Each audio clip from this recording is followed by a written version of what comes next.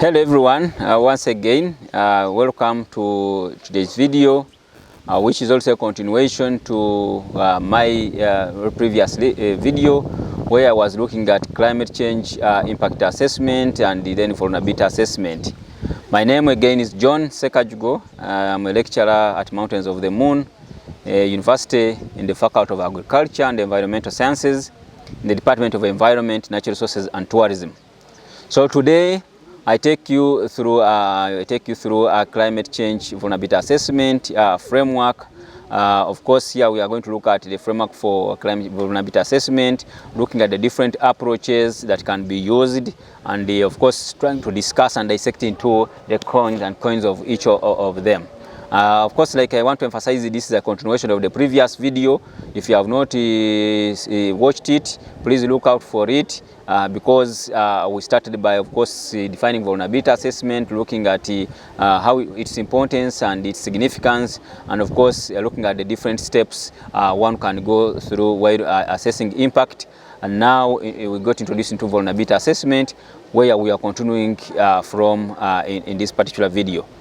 So climate change vulnerability assessment framework involves, of course, either a top-down approach, it can involve a bottom-up approach, but also it can be an integration of the two, both the top and bottom-up approach. Okay, what is important to consider here is the importance of including all the relevant stakeholders and the different elements that you need to take care of when you are doing the assessment and then throughout the assessment process. It is very important for all the key stakeholders that are players in the sector of climate change and the environment and natural resource management to be involved into the vulnerability assessment process, so that they make contributions and be component parts of the whole assessment process.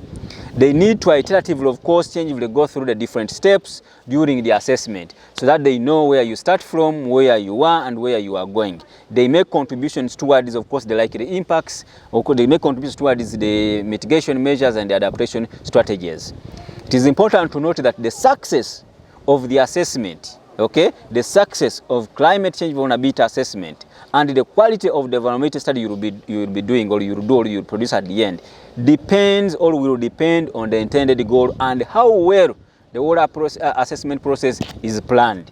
So the success of the study, the success of the assessment, and the quality of the study that you will produce will depend, one, on the goal that you set, but also on how well you have arranged the whole assessment process, how planned you did, what is the quality of the stakeholders you have involved, what is the kind of knowledge that you are generating, will determine how good your vulnerability study will be.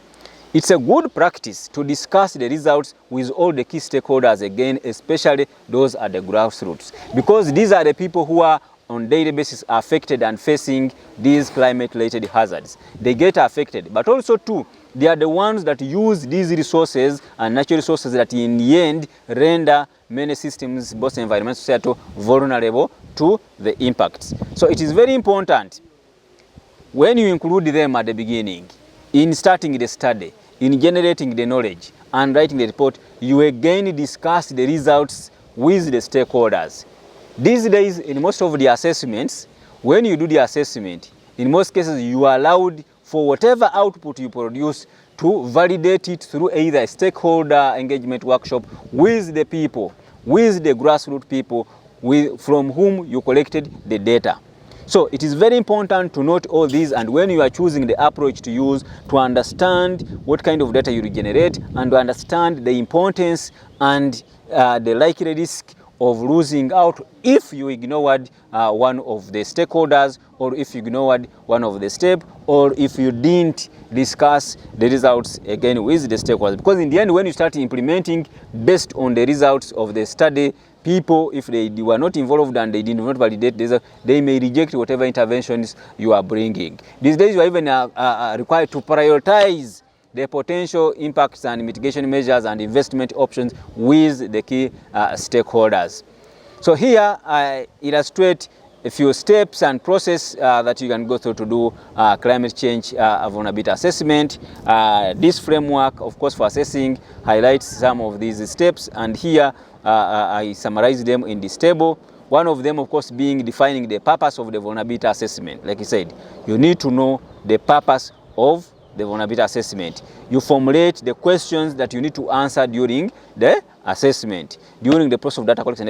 What are those particular questions that you need to answer? What is that kind of information that you need to generate? Okay, is it about the exposed elements? Is it about how the hazard has affected people? Is it about their coping strategies and existing adaptation measures? Is it about their understanding on the potential mitigation measures? What is that information that you need to get during the assessment process, and from whom? Okay, and therefore you define the questions that you need to answer. After that, you plan the vulnerability assessment. Okay, set the boundaries of the vulnerability assessment. You need to define your scope, define the general approach that you need to take during the assessment, and once you are sure of that, then do the assessment on the current vulnerabilities. Okay, and this will include, of course, profiling the different systems within the society, the interests, look at the observed and the future exposed elements, the observed impacts and their vulnerabilities, of course, assess the impacts, of course, of climate change and the systems of interest, that is the sensitivity, look at the existing adaptation measures, the adaptive capacity of each of these people that are exposed or these systems, look at the overall current vulnerability status, and be able to understand the existing vulnerabilities. Okay, and once you have understood, look at also the future. Okay, because we are, like I said at the beginning in the previous videos, vulnerability is not static. It keeps on changing, it keeps on evolving.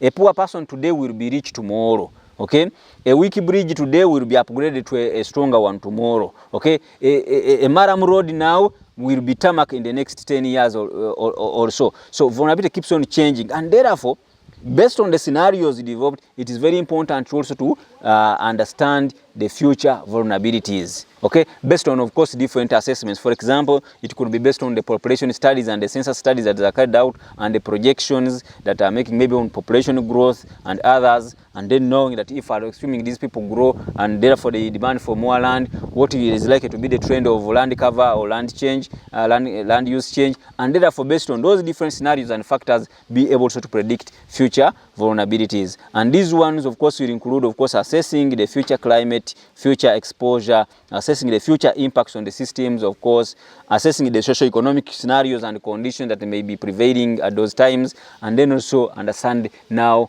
the overall future vulnerability, because the mitigation measures that you develop need to be informed by both current and likely future impacts and vulnerabilities of climate change. Okay. And once you have understood all these, of course, you can start now calculating or coming out with your vulnerability indices. And climate change vulnerability here is a function of exposure.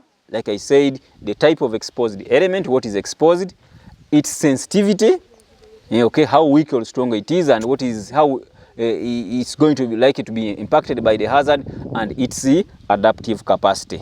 So you need to be able to come up with a vulnerability index of a certain element. You need to understand this particular element, how is it, what is it, how sensitive it is in terms of weak or being strong, how will it's likely to be affected, okay, or impacted, and then what is its adaptive capacity, what is its ability to bounce back. Okay, so generating data regarding both present and future risks of climate change that are specific, of course, to that particular country, that are specific to that particular region or area that you are dealing with, or even that specific to that particular landscape, is very important for climate change risk management, but also having very appropriate and robust climate change risk management strategies. Okay, this should really aim at generating all that information that is relevant for both present and future risks. And this needs to be, of course, guided by different planning horizons, and here including historical and, of course, current patterns of climate-related hazards, knowing how the hazards have been happening over time, of course, spanning from the previous years to present, but also maybe how the patterns are being observed and are likely to be in the future. So observable trends, of course, creating new patterns of risk need to be also understood and of course be explored in order to be able to have very good risk reduction strategies, and also, of course, the predicted climate change scenarios need to be taken care of, because you need to understand, okay, assuming if for example the temperatures are this much at this time and we have these impacts, assuming the temperatures increase or reduce by this in the future, what will be the likely impacts, and then be able to come up with mitigation measures or adaptation measures or risk reduction measures that are really commensurate or that are able to counteract the magnitude of impact that is predicted to happen. So you have to look at the historical data, look at the historical patterns, look at the current pattern of hazards that are occurring, look at the observable trends, of course, that are creating new patterns of risk and how risk is going to be. Of course, that you don't forget that is also linked now to the changes in the vulnerabilities and exposure, and then also look at the predicted climate change scenarios that you have to take care of if you have to come up with very good risk management strategies. Okay. Now, climate risk, of course, will depend on those three different sectors. Also, you depend on the climate-related hazards, of course, that are happening, the current climate conditions, and how they will change in the future. So these conditions will determine the likelihood of that area you are dealing with of being affected by either the extreme events, that could be landslide, that could be heat waves, that could be, of course, sea level rises, the vulnerabilities, of course, which includes, of course, the tendency of the exposed systems, of course, and their components to adversely, of course, be affected, are very important, and it will depend on that. And then also the sensitivity, the degree to which those systems or species or components or objects, or it could be roads, it could be human beings, are either going to be adversely affected or are likely to benefit or to withstand the of course climate change and of course depending on their vulnerabilities and others. So the effect may be direct on these particular, like it could be on crop yield, it could be on how the crop grows and the rest, and it can be indirect, for example, related to damages caused by an increase in the frequency of coastal flooding, damages or losses related to blockage of roads, such as, for example, inability to access trading centers, inability to access health centers, inability to go to schools, inability to access praying centers. So all those may be indirect effects that are related to the damages caused by these climate extremes. So it is very important to understand all those things if you are able to come up with very good risk management approaches. Of course, the adaptation capacity of those elements, of those people, of the sectors, of the systems that are exposed need to be understood. Yeah, we have to take advantage of the opportunities existing, but also how these respond to the consequences is very important. Adaptive capacity, of course, will differ between risks and sectors. For example, a region that is well prepared to cope with floods may be taken back by the heat wave. So you have to understand also, when you understand the vulnerabilities and the assessments, don't just look at one particular hazard. One hazard can lead into another, okay? And then be unable to deal with this. Some of them have compounding effects, and it is very important to understand all this. The exposure, okay? The type of elements, people, the livelihood, the infrastructure and the assets that are involved, the systems that are in place are very important to consider, because sometimes some societal systems are robust and are strong enough to withstand some shocks. Sometimes you have, maybe they have saving schemes, they have groups from where they can borrow and get money. While in other societies you don't have these, and therefore they are very vulnerable and they need really different adaptation measures and risk management strategies. So all these are very important and need to be understood while dealing with this. So while all these hazards are directly determined by climate change, vulnerability and exposure depends on the socioeconomic factors, as I said, and planning adaptation regionally and locally will require understanding of all these factors to be able to produce a good climate risk assessment. And this assessment, of course, will focus primarily on the potential future changes, including, of course, inventory of the impacted citizens, the sectors, like it could be agriculture, it could be road, it could be different, maybe like power lines, water distribution facilities, and the like. So it is very important to look at all these and comprehensively understand them if you are able to understand the vulnerabilities and be able to develop very good climate change risk measures. Okay? So the assessment of these risks is best undertaken across all sectors and citizens, and do not just pick one in isolation, but also look at all these, and also take care of the trans-regional impacts and effects that will go beyond regional or local authority boundaries, like water catchments, and such transboundary risks can disrupt imports or exports of goods and services, and therefore have overarching impacts. It is very important to understand those and be able to deal with them.